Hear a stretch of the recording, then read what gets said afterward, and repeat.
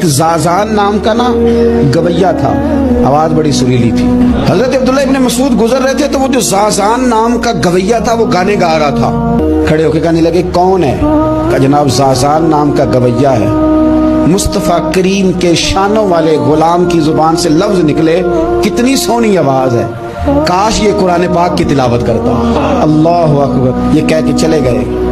تو زازان سے کسی نے کہا کہ آج نا حضرت عبداللہ ابن مسعود نے تیری آواز سنی، تیری آواز. تو وہ کہہ رہے تھے کاش اتنی سونی آواز سے قرآن پڑھتا تو مزہ آتا. حضور سے قرآن سیکھنے والے کی خواہش ہے کہ میں قرآن پڑھوں. دوڑے گئے، ادھر ملیں گے عبداللہ ابن مسعود، فلاں فلاں جگہ غسل کیا، وضو کیا، پیروں میں لگ گئے جا کے. کہنے لگے سونیا، جس کے قرآن پڑھنے کی تعریف مدینے والے کریں وہ میرے بارے میں کہے کہ مجھے قرآن پڑھنا چاہیے تھا. آج سے میں نے ٹھوکر ماری سارے گانوں کو، سکھاؤ مجھے قرآن، میں قرآن ہی پڑھا کروں.